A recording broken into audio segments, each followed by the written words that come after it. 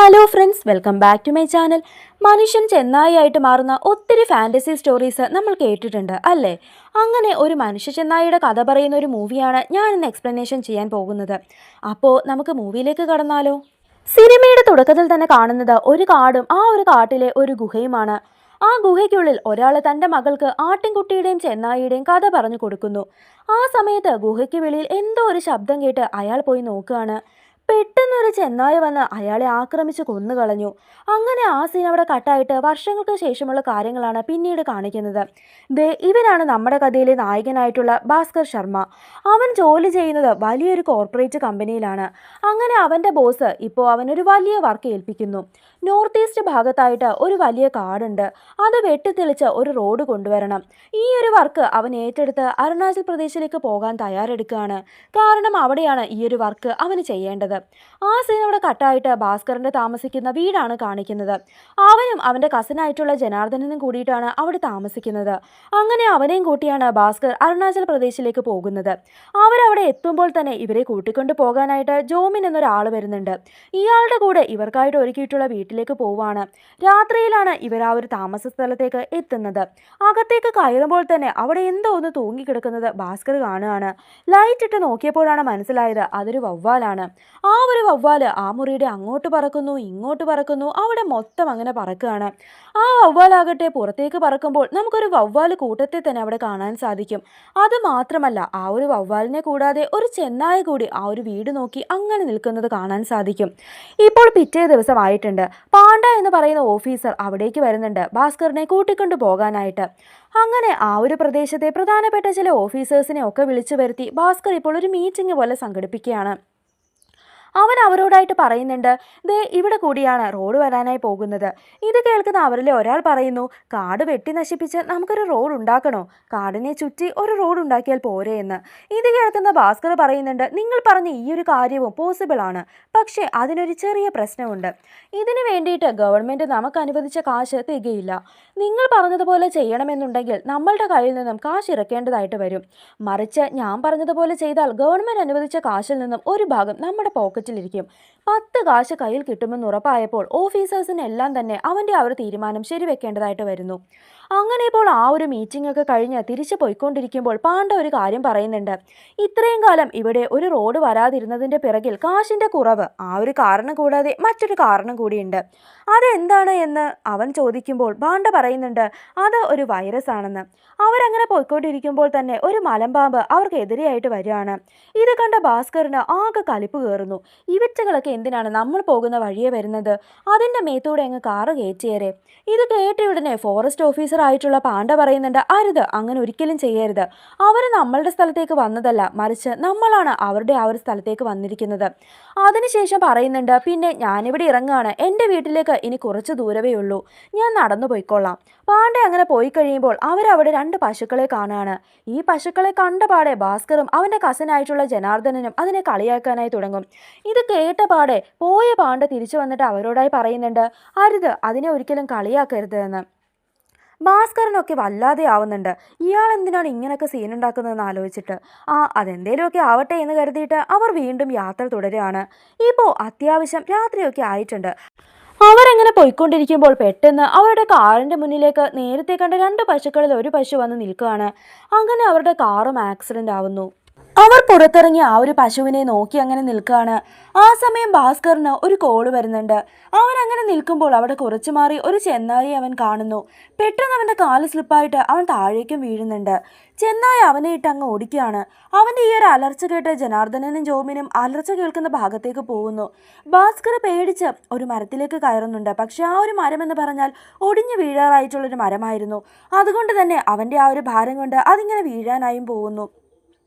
എങ്ങാനും ആ ഒരു മരം ഒടിഞ്ഞ് താഴെ വീണാൽ ഭാസ്കർ ചെന്നായിയുടെ വായിൽ പോകും.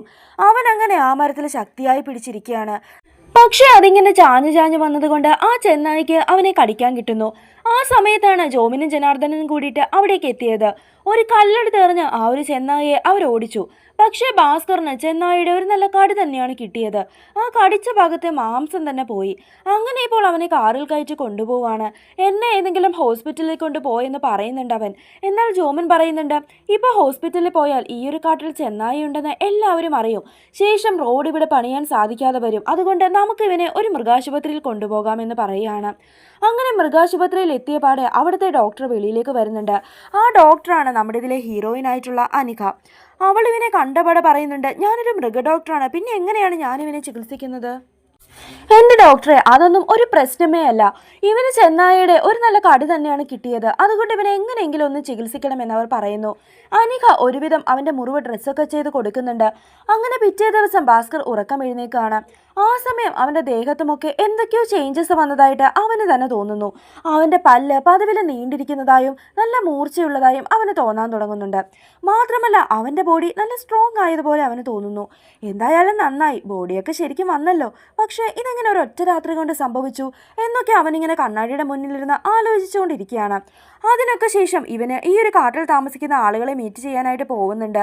ഇവിടെ ഈ ഒരു കാട് വെട്ടി റോഡ് വരുന്നുണ്ടെന്ന് പറഞ്ഞപ്പോൾ തന്നെ ആ കൂട്ടത്തിലെ അത്യാവശ്യം പ്രായമായിട്ടുള്ള ഒരാൾ ഭാസ്കറിനെ അടിക്കാനായിട്ട് പോകുന്നുണ്ട്. ഒരു വിധമാണ് അവർ 3 പേരും അവിടെ നിന്ന് രക്ഷപ്പെടുന്നത്. അവരങ്ങനെ വേറൊരു ഐഡിയ നോക്കുകയാണ്. ആ നാട്ടിലെ ചെറുപ്പക്കാരായിട്ടുള്ള ആളുകളുടെ അടുത്ത് ഇത് സംസാരിക്കാമെന്ന്. ഈ നാട്ടിൽ റോഡ് വന്നാലുള്ള ഗുണത്തെക്കുറിച്ചൊക്കെയുള്ള അറിവ് ഈ നാട്ടിലെ ചെറുപ്പക്കാർക്ക് അവർ കൊടുക്കുന്നുണ്ട്. അവിടെ അങ്ങനെ നിൽക്കുന്ന സമയം ആ ഗ്രാമത്തിൽ മരം മുറിക്കുന്നതിൻ്റെയും ഓരോരോ പണികൾ നടക്കുന്നതിൻ്റെയും ഒക്കെ ദൂരെയുള്ള ശബ്ദം വരെ ഭാസ്കറിന് കേൾക്കാൻ സാധിക്കുകയാണ്. പെട്ടെന്ന് തന്നെ അവന് ഭയങ്കരമായിട്ടുള്ള വയറുവേദന വരികയും ജോമിനും ജനാർദ്ദനനും കൂടിയിട്ട് അവനെ ആ നാട്ടിലുള്ള ഒരു വൈദ്യൻ്റെ അടുത്ത് കൊണ്ടുചെല്ലുന്നു. ഇവനെ കണ്ടപാടെ ആ ഒരു വൈദ്യൻ കൈയൊക്കെ പിടിച്ച് നോക്കുന്നുണ്ട്. ശേഷം ഒരു പാത്രത്തിലെ വെള്ളത്തിലേക്ക് അവനെ പിടിച്ച് മുക്കുകയാണ്. അവനങ്ങനെ മുങ്ങുന്ന സമയം ഭാസ്കർ ആ ഒരു വെള്ളത്തിൽ ചെന്നായിയുടെ ഒരു പ്രതിബിംബം കാണുന്നുണ്ട്. ഇത് കണ്ടപാടെ പേടിച്ച് പുറത്തേക്ക് ഇറങ്ങുന്നു. ശേഷം അനികയുടെ അടുത്ത് വന്ന് അവനീ സംഭവിക്കുന്ന കാര്യങ്ങളൊക്കെ തന്നെ പറയുകയാണ്. എൻ്റെ ബോഡിയിൽ നേരത്തെ ഇല്ലാത്ത പല പല മാറ്റങ്ങളും എനിക്കിപ്പോൾ കാണാൻ സാധിക്കുന്നുണ്ട്. മാത്രമല്ല എനിക്ക് നല്ല നല്ല ഭക്ഷണത്തിൻ്റെ സ്മെല്ല് ഒന്നും തന്നെ ഇപ്പോൾ പിടിക്കത്തില്ല.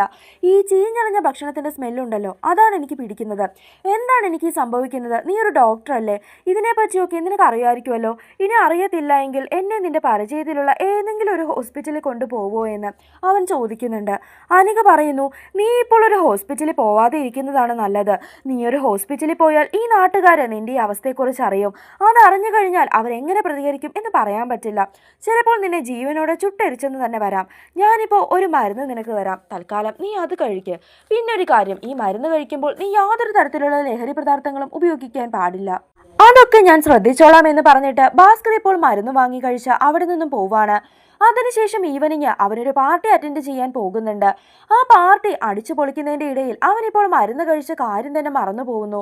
അങ്ങനെ അവിടെ വെച്ചിട്ട് അവൻ്റെ കൂടെ വർക്ക് ചെയ്യുന്ന ഒരു ഓഫീസർ ഇപ്പോൾ ഒരു ഡോക്യുമെൻ്റ് അവന് കൊടുക്കുന്നുണ്ട്. അതെന്താണെന്ന് വെച്ചാൽ, ഈ ഒരു കാടിൻ്റെ നടുക്കൂടെ റോഡ് വരുന്നതിൽ തങ്ങൾക്ക് ഒരു കുഴപ്പവുമില്ല എന്ന് പറഞ്ഞ് എല്ലാവരുടെ കയ്യിൽ നിന്നും ഓരോ സൈൻ വാങ്ങണം. അയാളിപ്പോൾ ആ സൈൻ വാങ്ങിയ ഡോക്യുമെൻറ്റുമായിട്ടാണ് ആ ഭാസ്കറിനെ കാണാനായിട്ട് വന്നിട്ടുള്ളത്. എന്നാൽ അവിടെ വെച്ചിട്ട് അവന് വയറിന് ഭയങ്കരമായിട്ടുള്ള അസ്വസ്ഥത തോന്നിയത് കൊണ്ട് തന്നെ ആ ഡോക്യുമെൻ്റൊക്കെ നിങ്ങളുടെ കയ്യിൽ തന്നെ വെച്ചോ, ഞാൻ പിന്നെ വന്ന് വാങ്ങിക്കോളാം എന്ന് പറഞ്ഞ് അവിടെ നിന്നും പോവാണ്. ആ ഓഫീസർ ആ ഡോക്യുമെൻറ്റും കൊണ്ട് അയാളുടെ താമസ സ്ഥലത്തേക്ക് വരുന്നു. എന്നാൽ ആ സമയം പുറത്ത് എന്തൊക്കെയോ ശബ്ദങ്ങളൊക്കെ അയാൾ കേൾക്കുന്നുണ്ട്. അതെന്താണെന്ന് നോക്കാനായി വെളിയിൽ വന്ന് നോക്കിയപ്പോൾ അതൊരു ചെന്നായയാണ്. ഇയാൾ വെളിയിൽ വന്ന പാടെ ആ ചെന്നായ അയാളെ കടിച്ചു കീറുന്നു. അങ്ങനെ ഇപ്പോൾ രാവിലെയായി. ഇന്നലെ രാത്രി ഭാസ്കർ അവൻ്റെ ആ ഒരു താമസ സ്ഥലത്ത് എത്തിയിട്ടില്ല. രാവിലെയാണ് അവൻ എത്തുന്നത്. ഇവനെ കണ്ടപാടെ ജോമിനൊക്കെ ചോദിക്കുന്നുണ്ട്, ഇന്നലെ രാത്രി നീ എവിടെയായിരുന്നു എന്ന്. എന്നാൽ ഭാസ്കറിന് ഒന്നും ഓർമ്മയില്ല. ആ സമയം ജോബിൻ പറയുന്നുണ്ട്, എടാ നീ ഇന്നലെ ഡോക്യുമെൻ്റ് ഒക്കെ സൈൻ ചെയ്ത് തരാൻ പറഞ്ഞ ആ ഒരു ഓഫീസറില്ലേ, അയാൾക്ക് ഇന്നലെ ചെന്നായിയുടെ ആക്രമണം ഉണ്ടായി. ഭയങ്കരമായിട്ടുള്ള മുറിവാണ്. അയാളിപ്പോൾ ഹോസ്പിറ്റലിൽ അഡ്മിറ്റാണ്. അവരങ്ങനെ സംസാരിച്ചുകൊണ്ട് നിൽക്കുന്ന ആ ഒരു സമയം അവിടേക്ക് പോലീസ് വരുന്നുണ്ട്. കാരണം എന്താണെന്ന് വെച്ചാൽ ആ ഓഫീസർക്ക് അപകടം പറ്റിയ സ്ഥലത്ത് നിന്നും ഈ ഒരു ഭാസ്കറിൻ്റെ കോട്ട് കിട്ടിയിട്ടുണ്ട്. അവൻ ഉടനെ പറയുന്നുണ്ട്, ഇന്നലെ രാത്രി നല്ല തണുപ്പായതുകൊണ്ട് ഞാനാണ് അയാൾക്ക് ആ ഒരു കോട്ട് ഊരി കൊടുത്തത്. അവരങ്ങനെ പോലീസ് സ്റ്റേഷനിൽ സംസാരിച്ചിരിക്കുമ്പോഴാണ് ഓഫീസറായിട്ടുള്ള പാണ്ഡെ അവിടേക്ക് വരുന്നത്. അയാൾ ഓടി വന്ന് പോലീസിനോട് പറയുന്നുണ്ട്, ഇന്നലെ ഞാനൊരു ഭയങ്കരമായിട്ടുള്ള സംഭവം കണ്ടു. ആ ഓഫീസറെ ചെന്നായ ആക്രമിക്കുന്നത് ഞാൻ കണ്ടിരുന്നു. പക്ഷേ അതൊരു സാധാരണ ചെന്നായ ആയിരുന്നില്ല. ആദ്യം അതൊരു മനുഷ്യനായിരുന്നു. അയാൾ പിന്നീട് ചെന്നായിയായിട്ട് മാറി. പക്ഷേ അയാളുടെ മുഖം എനിക്ക് വ്യക്തമായില്ല. ഇയാൾ നോർമൽ അല്ല എന്നാണ് പോലീസുകാർ വിചാരിക്കുന്നത്. അങ്ങനെ ഭാസ്കറിന് അവിടെ നിന്നിട്ട് ഒരു കാര്യവുമില്ലാന്ന് മനസ്സിലായത് കൊണ്ട് തന്നെ അവർ അവിടെ നിന്നും ഇറങ്ങുന്നു. അങ്ങനെ നടക്കുന്നതിനിടയിൽ ഭാസ്കറിന് ഒരു വയറുവേദന വരികയാണ്. ഉടനെ അനികയുടെ അടുത്ത് അവനെ കൊണ്ടുചെല്ലുന്നു. പരിശോധിച്ച് നോക്കിയപ്പോൾ അവൾ പറയുന്നുണ്ട്, ഇവൻ ഇന്നലെ രാത്രി ഓവറായിട്ട് റെഡ് മീറ്റ് കഴിച്ചത് കൊണ്ടാണ് ഇങ്ങനെ സംഭവിച്ചതെന്ന്. ഉടനെ ജനാർദ്ദനൻ പറയുന്നുണ്ട്, അല്ല ഡോക്ടറെ, അതിന് ഒരു വഴിയില്ല. കാരണം ഇവനൊരു വെജിറ്റേറിയൻ ആണ്. അവൻ പച്ചക്കറികൾ മാത്രമേ കഴിക്കാറുള്ളൂ. ഇന്നേ വരെ മീറ്റ് കഴിച്ചിട്ടില്ല. അങ്ങനെ ഇപ്പോൾ അനിക അവനെ ഇഞ്ചക്ഷൻ ചെയ്യാൻ വേണ്ടി വരികയാണ്. പക്ഷെ അവൻ ഇഞ്ചക്ഷൻ പേടിയായതുകൊണ്ട് അവൻ അതിന് സമ്മതിക്കുന്നില്ല. ജോമിനും ഒക്കെ തന്നെ കൂടെ ചേർന്ന് അവനെ പിടിച്ച് വെക്കുന്നുണ്ട്. പക്ഷെ അവൻ അവരെ എല്ലാവരും തന്നെ തട്ടിമാറ്റി അവിടെ ഉണ്ടായിരുന്ന ഒരു സോഫയും പൊക്കുന്നു. ഒരു മൃഗത്തിനെ പോലെയാണ് അവൻ ആ സമയം പെരുമാറിയത്.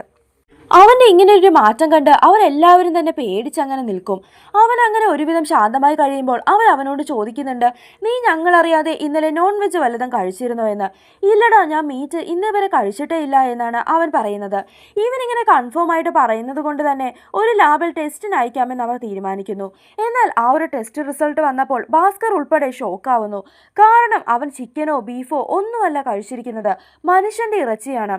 ഇതറിയുമ്പോൾ അനിക പറയുന്നുണ്ട്, നിങ്ങളിത് ആരോടും പറയാൻ നിൽക്കണ്ട. ആ സമയം അവിടേക്ക് ഫോറസ്റ്റ് ഓഫീസർ ആയിട്ടുള്ള പാണ്ഡെ വരുന്നുണ്ട്. ഇയാളെ കണ്ടപാടെ ജനാർദ്ദനൻ ചോദിക്കുന്നു, നിങ്ങൾ അന്ന് ഒരു വൈറസോ അങ്ങനെ എന്തോ ഒരു കാര്യം പറഞ്ഞിരുന്നില്ലേ, എന്താ അത്? അയാളിപ്പോൾ ആ ഒരു കഥ അല്ലെങ്കിൽ ആ നാട്ടിലുള്ളവർ വിശ്വസിക്കുന്ന ആ ഒരു കാര്യം പറയാൻ തുടങ്ങുകയാണ്. ആരാണോ ഈ ഒരു കാട് നശിപ്പിക്കാൻ വേണ്ടി വരുന്നത്, അയാളുടെ ദേഹത്ത് തന്നെ ആ ഒരു വൈറസ് കയറും. ശേഷം അവൻ തന്നെ ഒരു ചെന്നായിയായിട്ട് മാറി ഈ ഒരു കാടിനെ രക്ഷിക്കും. ഇന്നത്തെ ദിവസത്തിന്റെ പ്രത്യേകത അറിയാമോ? ഇന്ന് പൗർണമിയാണ്. ഈ നാട്ടിൽ ആരെങ്കിലും അങ്ങനെ ഒരു ചെന്നായിയായിട്ട് മാറിയിട്ടുണ്ടെങ്കിൽ ഇന്നത്തെ ദിവസം ബാക്കിയുള്ള ചെന്നായികളെല്ലാം ഓരിയിടുമ്പോൾ അയാളും ഒരു ചെന്നായിയെ പോലെ തന്നെ ഓരിയിടും. ഇത് കേട്ട ഉടനെ ജോമിനൊക്കെ തന്നെ എന്തൊക്കെയോ സംശയങ്ങൾ തോന്നുകയാണ്. അവർ വേഗം വീട്ടിലേക്ക് എത്തുന്നു. അതേസമയം ഭാസ്കറിനെ കാണിക്കുകയാണെങ്കിൽ ബാക്കിയുള്ള ചെന്നായികളെല്ലാം കൂവുന്നത് കേൾക്കുമ്പോഴും ആ ഒരു പൂർണ്ണചന്ദ്രന്റെ വെളിച്ചം കാണുമ്പോഴും അവനിൽ എന്തൊക്കെയോ മാറ്റങ്ങൾ വരാനായി തുടങ്ങുകയാണ്. അവൻ പതിയെ പതിയെ ഒരു ചെന്നായിയായിട്ട് മാറും. അവൻ അങ്ങനെ പൂർണ്ണമായിട്ടും ഒരു ചെന്നായിയായിട്ട് അവിടെ നിന്നും ഓടിപ്പോകുന്നതാണ് ജനാർദ്ദനനും ജോമിനും കാണുന്നത്. അവനെ ഫോളോ ചെയ്ത് അവർ പോകുന്നുണ്ടെങ്കിലും കണ്ടെത്താനായി സാധിച്ചില്ല. അവരുടെ അടുത്തേക്ക് അവനെ കൊണ്ടുവരാനായിട്ട് ഇപ്പോൾ അവർ രണ്ടുപേരും കൂടെ ചേർന്നിട്ട് ഒരു ഐഡിയ പ്രയോഗിക്കുന്നു. അവരും ചെന്നായിയെ പോലെ കൂവാൻ തുടങ്ങുകയാണ്. ഇവരുടെ കൂവൽ കേട്ട ഉടനെ മനുഷ്യ ചെന്നായി ആയിട്ടുള്ള ഭാസ്കർ അവിടേക്ക് എത്തുന്നുണ്ട്. ശേഷം ഇവരെ കടിച്ചു കീറാൻ ചെല്ലുന്നു. ഇവരിത് കണ്ടപാടെ പേടിച്ച് കാറിൽ തന്നെ ഇരിക്കാൻ തുടങ്ങും. ഭാസ്കർ പൂർണ്ണചന്ദ്രനെ നോക്കി കൂവിയതിനു ശേഷം നേരെ കാട്ടിലേക്ക് ഓടിപ്പോവാണ്. നേരം പുലർന്നപ്പോൾ ഇവനിങ്ങനെ ഏതോ ഒരു സ്ഥലത്ത് കിടക്കുന്നു. അവൻ അറിയുക പോലുമില്ല അവൻ ഏത് സ്ഥലത്താണ് ഉള്ളത് എന്ന്. അവൻ അങ്ങനെ അവൻ്റെ വീട്ടിലേക്ക് ഓടിപ്പോകുന്ന വഴി അനികയെ കാണുന്നുണ്ട്. അവൾ അവനെ വണ്ടിയിൽ കയറ്റി വീട്ടിലേക്ക് കൊണ്ടുവിടുന്നു. ഇവനെ കണ്ടപാടെ ജനാർദ്ദനനും ജോമിനും നല്ല കലിപ്പിൽ നോക്കുകയാണ്. മാത്രമല്ല അവൻ്റെ ദേഹത്ത് ചോരയുമുണ്ട്. അവർ ഇതെല്ലാം കണ്ട് ചോദിക്കുന്നുണ്ട്, ഇന്നലെ രാത്രി നീ ഏത് മനുഷ്യനെയാടാ കൊന്നു തിന്നത് എന്ന്. ഭാസ്കർ പറയുന്നുണ്ട്, എടാ, എനിക്ക് രാത്രിയിൽ എന്താണ് സംഭവിക്കുന്നതെന്ന് എനിക്ക് തന്നെ അറിയുന്നില്ല. ഇവനിങ്ങനെ സംസാരിച്ച് അടുത്തേക്ക് വരുമ്പോൾ അവർ പേടിച്ച് പുറകിലേക്ക് മാറുന്നു. ഇവരങ്ങനെ സംസാരിച്ച് നിൽക്കുമ്പോൾ മറ്റൊരു വാർത്ത കൂടി ഇവർ അറിയുന്നുണ്ട്. ഈ ഒരു കാട് വെട്ടിത്തെളിച്ച് റോഡ് ഉണ്ടാക്കാം എന്ന് പറഞ്ഞ് ഈ ഒരു ഭാസ്കറിന്റെ ഒക്കെ കൂടെ നിന്ന് വേറൊരു ഓഫീസറിനെയും ഇന്നലെ രാത്രി ചെന്നായി ആക്രമിച്ചു. അത് മറ്റാരുമല്ല, ചെന്നായി ആയിട്ട് മാറിയിട്ടുള്ള ഭാസ്കറാണ്. ഇവരിങ്ങനെ സംസാരിച്ചു കൊണ്ട് നിൽക്കുമ്പോൾ വേറെ ആരോ അത് കേൾക്കുന്നുണ്ട്. അത് ഫോറസ്റ്റ് ഓഫീസർ ആയിട്ടുള്ള പാണ്ഡെയാണ്. ഉടനെ പാണ്ഡ പറയുന്നുണ്ട്, ഓഹോ, അപ്പോൾ നീയായിരുന്നല്ല ഈ നാട്ടിലെ മനുഷ്യ ചെന്നായ. നോക്കിക്കോ, ഈ നാട്ടിലെ എല്ലാവരോടും ഞാൻ ഈ ഒരു കാര്യം പറയും. ഉടനെ ഭാസ്കർ അവന്റെ അടുത്തേക്ക് വരാണ്. ഓഹോ, നീ പറയുവോ? എന്നാൽ ഞാൻ നിന്നെ ഇപ്പൊ തന്നെ കടിക്കും. അങ്ങനെ നീയും ഇൻഫെക്റ്റഡ് ആകും. എന്താ, അത് വേണോ? ഇത് കേട്ടപാടെ പേടിച്ച പാണ്ഡ പറയുന്നുണ്ട്, ഏയ് അതൊന്നും വേണ്ട, ഞാൻ ചുമ്മാ പറഞ്ഞതാ. ഞാൻ ആരോടും ഒന്നും പറയത്തില്ല. ഇന്നു മുതൽ ഞാനും നിങ്ങളുടെ കൂടെയുള്ള ഒരാളാണ്. പകരം എന്നെ ഒന്നും ചെയ്യാതെ ഇരുന്നാൽ മതി. നമുക്ക് ഇത് മാറ്റാനായിട്ട് ആ ഒരു വൈദ്യന്റെ അടുത്തേക്ക് തന്നെ പോയാലോ എന്നും ചോദിക്കുകയാണ്. അങ്ങനെ വൈദ്യന്റെ അടുത്തേക്ക് എത്തി ഇങ്ങനെ ഇൻഫെക്റ്റഡ് ആയവർക്ക് അത് മാറാൻ എന്തെങ്കിലും മരുന്നുണ്ടോ എന്ന് ചോദിക്കുകയാണ്. ആ വൈദ്യൻ ഇപ്പോൾ ഒരു ഐഡിയ പറഞ്ഞു കൊടുക്കുന്നുണ്ട്. ആ ഒരു ചെന്നായ എവിടെയാണോ കടിച്ചത് ആ ഒരു ഭാഗത്ത് വീണ്ടും കടി കൊണ്ടാൽ കേറിയ വൈറസ് തിരിച്ചിറങ്ങി പോകും. അങ്ങനെ ആ ഒരു ചെന്നായയെ കൊണ്ട് വീണ്ടും കടിപ്പിക്കാനായിട്ടുള്ള വഴികൾ അവർ നോക്കുകയാണ്. ആ ചെന്നായ കടിക്കാനായിട്ട് വരുമ്പോൾ വേറെ ആരോ ആ ചെന്നായയെ വെടിവെക്കുന്നു. അങ്ങനെ അത് കടിക്കാതെ ഓടിപ്പോകുന്നുണ്ട്. ആ ചെന്നായയെ ഫോളോ ചെയ്ത ഭാസ്കർ പോകുന്നു. അപ്പോഴാണ് ട്വിസ്റ്റ്. അവനെ കടിച്ച ആ ഒരു ചെന്നായ അത് മറ്റാരുമല്ല, ഡോക്ടർ അനികയാണ്. ഇത് കണ്ടപാടെ ഭാസ്കർ ആകെ ഷോക്കാവുന്നുണ്ട്. സിനിമയുടെ തുടക്കത്തിൽ ഒരാളെ ചെന്നായ ആക്രമിച്ചിരുന്നില്ലേ, അയാളുടെ കൂടെ ഉണ്ടായിരുന്ന കുട്ടിയായിരുന്നു അനിക. അന്ന് അവൾക്കും ചെന്നായയുടെ കടി കിട്ടിയിരുന്നു. അങ്ങനെ അവളും ഇൻഫെക്റ്റഡ് ആയി മാറി. പെട്ടെന്ന് അവിടേക്ക് പോലീസുകാരൊക്കെ വന്നിട്ട് ചെന്നായി രൂപത്തിലുള്ള അനികയെ വലയിട്ട് പിടിച്ച് അവരുടെ സ്ഥലത്തേക്ക് കൊണ്ടുപോവാണ്. അവളെ കൊണ്ടുപോയതിനു ശേഷം ഒരു ജയിലിലും ആക്കുന്നുണ്ട്. മറുവശത്ത് ഭാസ്കർ ഈ കാര്യങ്ങളൊക്കെ തന്നെ ജോബിനോടും ഒക്കെ പറയുകയാണ്. അവളെ രക്ഷിക്കണമെന്നുണ്ടെങ്കിൽ ഭാസ്കർ ഇപ്പോൾ ഒരു ചെന്നായിയായി മാറണം. അങ്ങനെ അവനൊരു ചെന്നായിയായിട്ട് മാറി അനികയുടെ അടുത്തേക്ക് ചെല്ലുന്നു. എന്നാൽ വേറൊരു ചെന്നായി കൂടി കണ്ടപാടെ ആ ഒരു ആൾക്കാർ ഇപ്പോൾ ചെന്നായിയായിട്ട് മാറിയിട്ടുള്ള ഭാസ്കറിനെ ഉപദ്രവിക്കുകയാണ്. ഇത് കാണുന്ന അനികയ്ക്ക് നിസ്സഹായതയോടെ നോക്കി നിൽക്കാനേ സാധിച്ചുള്ളൂ. ഉടനെ അവിടേക്ക് പ്രായമായിട്ടുള്ള വൈദ്യനുണ്ടല്ലോ, ആ ഒരാൾ വരികയാണ്. എന്നിട്ട് പൂട്ടും തുറക്കുന്നു. ഉടൻ തന്നെ അനിക വെളിയിലേക്ക് വന്ന ഭാസ്കറിനെ ഉപദ്രവിച്ചവരെ ഒക്കെ തന്നെ കടിച്ചു കീറുകയാണ്.